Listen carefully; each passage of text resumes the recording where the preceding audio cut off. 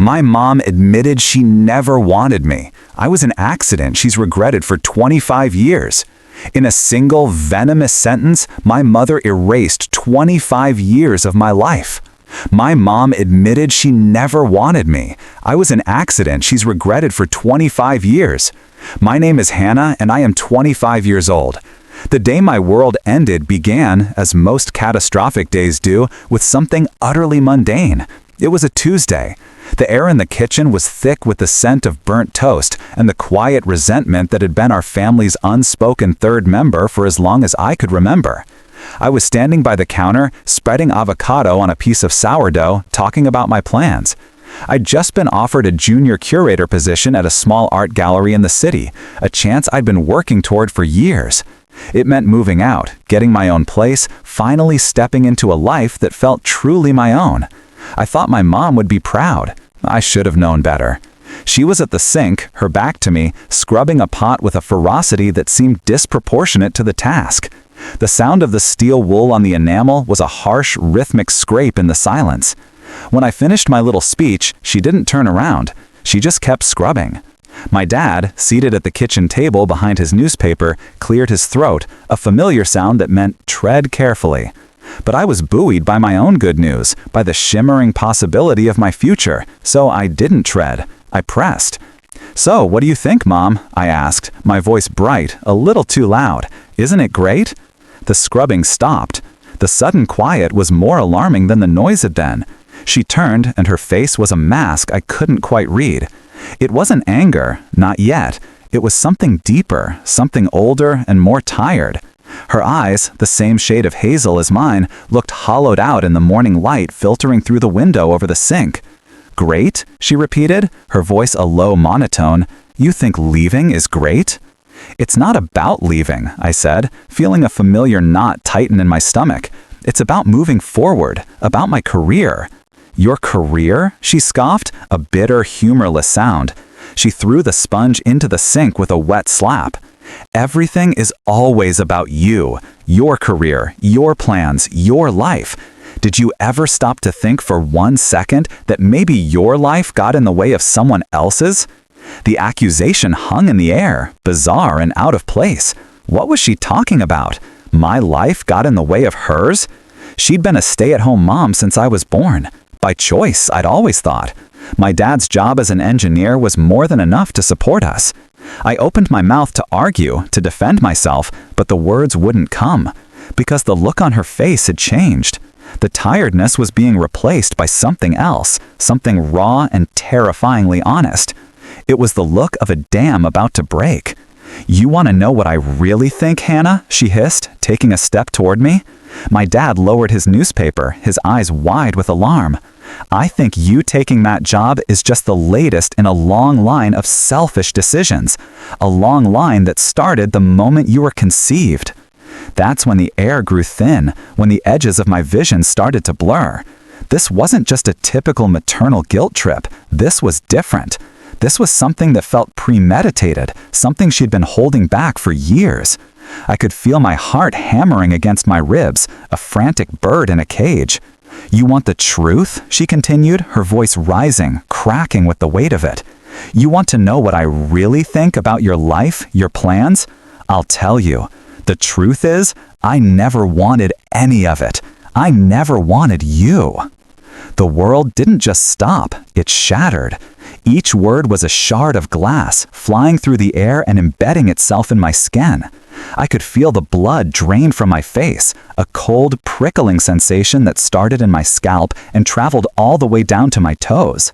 My dad was on his feet now, saying her name, but his voice was a distant echo, submerged underwater. All I could see was her face, twisted with a terrible, triumphant rage. "You were an accident, Hannah," she said, her final blow delivered with the precision of a surgeon. "The biggest mistake of my life. And I have regretted you every single day for 25 years." Silence. It wasn't a peaceful silence. It was a vacuum, a void where sound and life used to be. The only thing I could hear was the high-pitched ringing in my ears, a scream that had no voice. My mom stood there, chest heaving, her eyes still locked on mine. In them, I saw not just anger, but a flicker of something else. Relief. As if a poison she'd been holding inside for a quarter of a century had finally been drawn, and she was lighter for it, even as I felt myself being crushed under the weight of it. My dad moved, his hand reaching out to her arm. "Margaret, that's enough," he said, his voice strained, pleading. But he didn't look at me. He wouldn't look at me. And in that moment, his avoidance was as damning as her confession. It was an admission. He knew. He had always known. The spell broke. My legs, which had felt rooted to the linoleum floor, suddenly found their strength. I didn't say a word. What was there to say? Thank you for your honesty? How could you? No words existed for this kind of pain. I turned, my movements feeling robotic, detached, as if I were watching myself in a movie. I walked out of the kitchen, past the living room with its perfectly arranged furniture and family photos. Photos of smiling people who, I now understood, were actors in a play I never knew we were performing. I grabbed my keys from the hook by the door, the cool metal a small, sharp anchor in the sea of my numbness. I didn't bother with a jacket or my purse. I just needed out. I needed to escape the toxic air of that house, the house that was no longer a home, but a crime scene. My entire life had just been murdered in the kitchen. I got into my car, an old, reliable hatchback that had been my ticket to freedom throughout high school and college. Now it felt like a tin can, a flimsy shelter against the nuclear fallout of my mother's words. I jammed the key into the ignition, my hands shaking so badly it took me 3 tries. The engine roared to life, a sound that was jarringly normal. I slammed the car into reverse and peeled out of the driveway, not daring to look back at the house, at the window of the kitchen where I knew she was still standing. I drove. I had no destination in mind. I just drove, the blur of suburban streets a watercolor painting of my disintegrating reality. The words echoed in the confines of the car, a relentless looping chorus. An accident, a mistake, regretted you every single day. Each repetition was a fresh wound. I thought about my childhood, about every hug, every bedtime story, every packed lunch. Were they all lies? Performances? Was every smile she gave me forced? Every act of kindness a chore? The memories, once warm and comforting, now felt cold and counterfeit. I was a fraud, and my entire life was a fraud, built on a foundation of her resentment. I found myself on the highway, heading toward the city, the place that was supposed to be my new beginning. Now, it just felt like an escape route. The tears finally came, not in gentle sobs, but in great, gut-wrenching waves that made it hard to see the road. I had to pull over onto the shoulder, throwing the car into park and collapsing against the steering wheel. The horn blared, a long, mournful sound that matched the agony in my soul. I was 25 years old, and I had just been told that my very existence was the central tragedy of my mother's life. And the worst part, the absolute most soul-crushing part, was a tiny, traitorous voice in the back of my head that whispered, "It all makes sense now." All the distance, the criticism, the subtle ways she had always held me at arm's length. It wasn't my imagination. It was never my imagination. It was the truth. And I had to know more. I had to know everything. The crying eventually subsided, leaving me hollowed out and exhausted. I sat there on the side of the highway, cars whizzing past me, their occupants oblivious to the fact that my world had just been atomized. The initial shock was beginning to crystallize into a cold, hard resolve. My mother's words, while devastating, were also an explanation. They were a key that unlocked a lifetime of confusion. But a key is useless if you don't know what door it opens. I needed to find the door. I needed to understand the context, the history that led to that moment in the kitchen. I couldn't go back, not yet. Confronting her again would only yield more venom, more pain. My father was no help. His silence had proven he was a co-conspirator in this family secret. No, the answers I needed weren't in the present. They were buried in the past. And the past, I knew, was a physical place. It was in the boxes in the attic, in the yellowing photo albums on the bookshelf, in the quiet corners of the house I had just fled. I turned the car around. The drive back was different. The hysteria was gone, replaced by a grim, methodical purpose. I felt less like a daughter and more like a detective investigating the scene of a crime, the murder of my own identity. I pulled into the driveway, cutting the engine. The house was silent, a dark, brooding silhouette against the evening sky. I let myself in quietly, my shoes silent on the hardwood floor. The air was still thick with the morning's hostility. I could almost feel the words hanging in the air, like dust motes in a shaft of light. I ignored the kitchen and headed for the attic. The pull-string stairs groaned under my weight as I ascended into the dim, dusty space. It smelled of old paper and cedar, a smell that had once been nostalgic and now just felt like the scent of secrets. I knew exactly where to go. In the far corner, under a threadbare sheet, was a stack of my mother's old things. Things she hadn't looked at in decades, but could never bring herself to throw away. I pulled the sheet away, sending a cloud of dust into the air. There were several boxes, labeled with her neat, cursive handwriting. College, memories, personal. I started with memories. It was filled with photo albums. I pulled one out, the cover worn smooth with time. I opened it, my heart pounding a slow, heavy rhythm against my ribs. The first few pages were what I expected. Pictures of her as a young girl, with her parents, at the beach. Then I got to her college years, and that's where I saw it. In the first photo, she was with a group of friends, laughing on a campus lawn. But in almost every photo from that era, there was one particular guy. He was tall, with a mop of unruly dark hair, and a smile that seemed to light up the entire frame. He wasn't my father. In the pictures, my mom looked radiant, truly incandescently happy. It was a look I had rarely seen on her face, and certainly never directed at me. Her eyes sparkled with a kind of unguarded joy that was completely foreign to the woman I knew. They were hiking, they were at a protest, they were sharing a milkshake with 2 straws. They were in love. I could feel it emanating from the glossy paper, a ghost of a happiness that had been long extinguished. I flipped through the album faster, my fingers trembling. The pictures of this mystery man continued until the last few pages of her college years. And then, abruptly, he was gone. The next photos were of her and my dad. They looked stiff, formal. My dad was smiling, but my mom's smile was a careful, practiced thing. It didn't reach her eyes. The timeline was undeniable. The man with the radiant smile vanished, and my father appeared. It was like a switch had been flipped. I put the album down, my mind racing.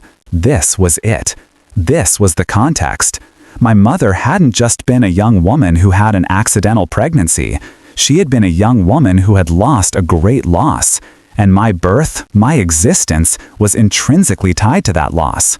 I turned my attention to the other boxes. I rifled through them, my hands moving with a frantic urgency. There were old textbooks, yearbooks, and then, at the very bottom of the personal box, I found it. A small, wooden lockbox, about the size of a shoebox. It was heavy, and of course, it was locked. A small, ornate brass keyhole stared back at me, a silent guardian of the truth. This was it. The final piece of the puzzle was inside this box, and I had absolutely no idea how I was going to open it. The locked box felt like a personal taunt. It sat on the dusty attic floorboards, a small wooden fortress guarding the secrets of my mother's heart. I ran my fingers over the cool, smooth wood, over the cold metal of the lock. I tried to pry it open with my fingernails, with the edge of a loose floorboard, but it was no use. It was built to be secure. Frustration, hot and sharp, flared in my chest. I had come this far, unearthed this painful, pivotal truth, only to be stopped by a tiny piece of metal. I sat back on my heels, my mind racing. Where would the key be? A lockbox this personal, the key would be somewhere equally personal, somewhere safe. Not in the attic with the box, that would be too easy. It would be in her bedroom. In her jewelry box?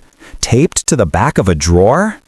The thought of rifling through her private space felt like a new violation, a deeper trespass. But then again, she had violated me in the most fundamental way possible. The scales of fairness had been permanently tipped. I descended from the attic, the box tucked under my arm. The house was still and dark. I could hear the low murmur of a television from my parents' bedroom, a sign that they were barricaded in their own world of denial and regret. I crept down the hall to my mother's room. The door was ajar. I slipped inside, my heart thudding with a mixture of fear and adrenaline. The room smelled of her perfume, a floral scent that had once been comforting and now made my stomach clench. I went straight to her vanity. The top was neat, organized. Her jewelry box was a large wooden affair with multiple drawers. I opened the top one, filled with necklaces. Nothing. I opened the second, earrings. Still nothing. I was about to give up on the jewelry box when my eyes landed on a small velvet-lined tray on the corner of the vanity, where she kept her everyday watches and rings. Tucked behind a silver locket I'd never seen her wear was a small, tarnished brass key. My breath caught in my throat. It had to be it.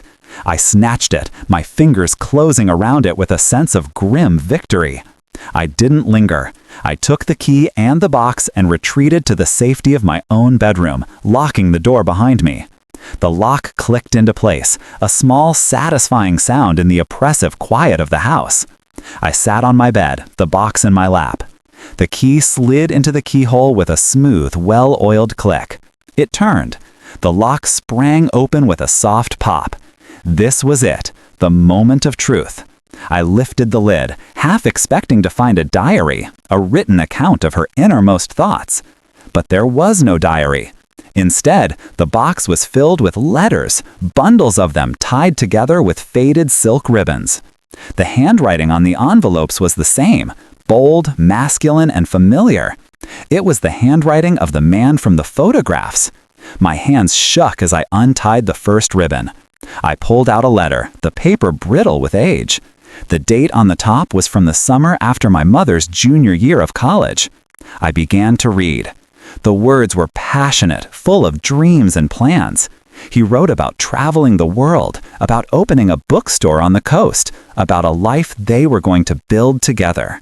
He called her his Maggie, a nickname no one had ever used in my presence. He wrote of a love that felt boundless, a future that was bright and certain. I read letter after letter, a story unfolding before my eyes. They were from him, and a few were from her replies that she had clearly kept. Her handwriting was different then, lighter, full of loops and flourishes. She wrote back with the same hope, the same boundless love. They were two people on the cusp of everything, their lives intertwined in a way that seemed fated. And then I got to the last bundle. The letters stopped abruptly in the late fall. There was no breakup letter, no explanation. There was just silence. After the last letter from him, tucked into the bottom of the box, was something else. A postcard. It was from my father. It was postmarked from a city a few hundred miles away, dated a week after the last letter from the mystery man. On the back, in my dad's familiar blocky script, were only a few words. Maggie, please come home. We need to talk. The timeline slammed into me with the force of a physical blow.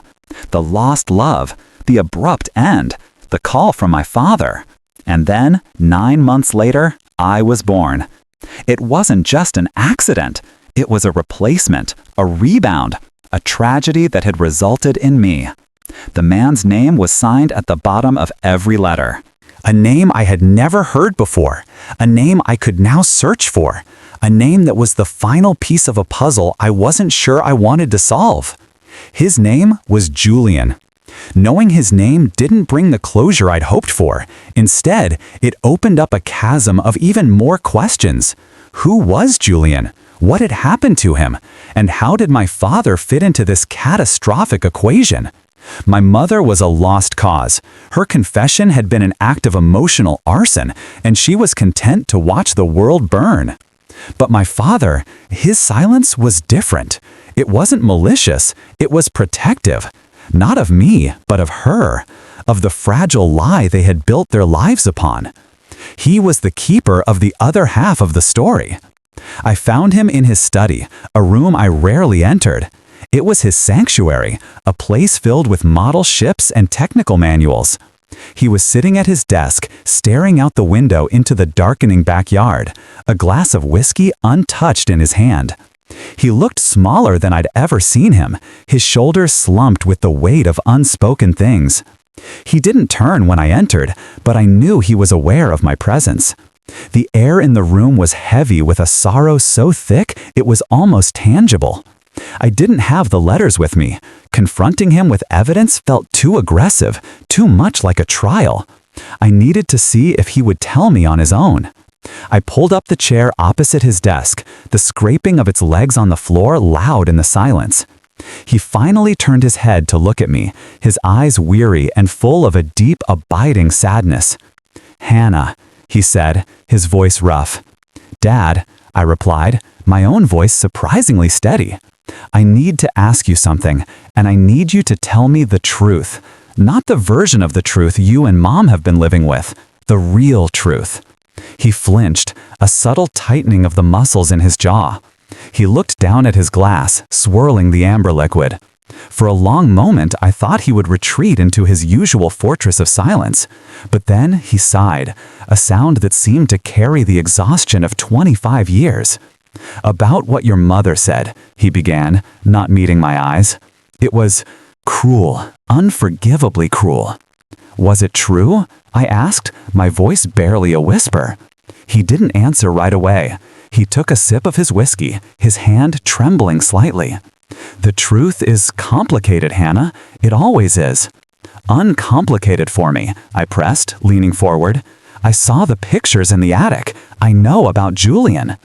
At the mention of the name, his head snapped up. The shock in his eyes was all the confirmation I needed. He looked like a man who had just seen a ghost. He knew. Of course he knew. "How?" he breathed. "Doesn't matter," I said. "What matters is what happened. Mom and Julian, they were in love. And then they weren't. And then you were there. And then I was there. I need you to fill in the blanks, Dad, because right now, I feel like I'm the blank, the empty space where someone else's story should be." His composure crumbled. The stoic facade he had maintained my entire life fractured, and I saw the broken man underneath. He put his head in his hands, his shoulders shaking with silent, ragged sobs.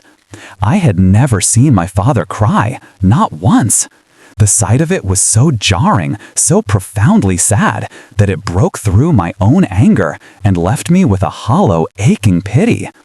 "He was her everything," he finally said, his voice muffled by his hands.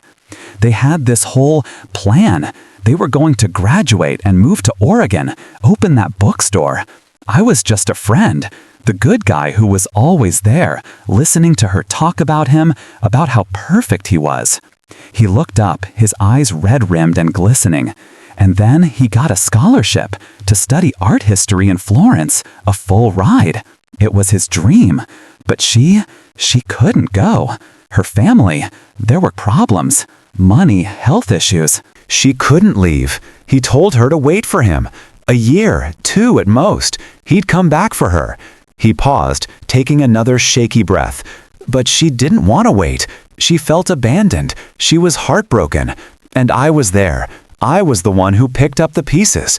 I told her I loved her. I told her I would never leave." He looked at me, his expression one of profound, gut-wrenching regret. "We got drunk one night, a few weeks after he left. It was a mistake, a stupid, reckless mistake. A week later, she found out she was pregnant. With you." The final piece of the puzzle clicked into place with a horrifying finality. My mother hadn't just lost her love, she had been trapped. My father, in his desperate love for her, had inadvertently become her jailer. And I was the lock. "She never stopped loving him," my dad whispered, the words barely audible. "Not really. And I've spent 25 years knowing that I was never her first choice. That you weren't a choice at all. You were a consequence. The consequence of my opportunism and her heartbreak. He looked at me, his face a mask of torment. "And I am so sorry, Hannah, for everything." My father's confession didn't bring me peace. It brought a new, more profound kind of sorrow. It wasn't just my mother's story of regret anymore. It was a tragedy with 3 main characters, all of them victims in their own way. My mother, the dreamer whose life was derailed, my father, the good guy who got the girl but never got her heart, and me, the living, breathing symbol of their shared compromise. I left my father in his study, drowning in his whiskey and his guilt, and retreated back to my room, the lockbox sitting on my bed like an open wound. I felt adrift in a sea of conflicting emotions. Anger at my mother's cruelty, pity for my father's lifetime of insecurity, and a deep, aching sadness for the young woman she had been, the woman with the radiant smile who had lost everything. The letters had given me the facts. My father had given me the context, but something was still missing. I needed to understand her heart, not just her history. I sat down on the bed and looked back into the box. I had read all the letters from Julian, the ones that painted a picture of a perfect, sun-drenched love affair. I had read my mother's early replies, full of hope and reciprocated affection, but I had been so focused on the beginning of the story that I might have missed the end. I began to sift through the contents one more time, my fingers tracing the edges of the brittle paper, and that's when I found it. Tucked into the very bottom of the box, beneath a faded program from a college play, was a single folded piece of stationery. It wasn't in an envelope. It was a draft, an unsent letter. The handwriting was my mother's, but it was different from the light, loopy script of her youth. This was heavier, more deliberate, the handwriting of the woman I knew. My hands trembled as I unfolded it. The date at the top was just a few months after I was born. It was addressed to Julian. I began to read, my eyes scanning the words, my heart clenching with each line. It wasn't a letter of anger or accusation. It was a letter of grief. She wrote about the silence from him, how she had waited for a letter that never came. She wrote about her heartbreak, about how she had tried to move on. She wrote about my father, with a kind of weary gratitude. He was kind, she wrote. He was stable. He was safe. And then she wrote about me. "His name is Hannah," she wrote. "He has your eyes, Julian. Not the color, but the light in them. Sometimes when he smiles, it's so painful it takes my breath away. I look at him, this perfect, tiny human, and I feel a love so fierce it terrifies me. But it's tangled up with so much regret. He is the best thing that will ever happen to me, and he is the reason my old life is gone forever. I wanted to hate him for that at first. I tried. But how can you hate something so innocent, so full of promise? Tears streamed down my face, dripping onto the yellowed paper, blurring the ink. This was it. This was the truth I had been searching for. Not the cruel, sharpened weapon she had thrown at me in the kitchen, but the raw, messy, contradictory reality of her heart. "I don't know why I'm writing this," the letter continued. "I'll never send it. What's the point? I just needed to say it to someone, even if it's just a ghost. I hope you are happy, Julian. I truly do. And I hope that someday my son can forgive me for the complicated way he came into this world. I hope he can forgive me for loving a ghost while I was holding him in my arms. I am trying, Julian. I am trying so hard to let the past go and love him with everything I have.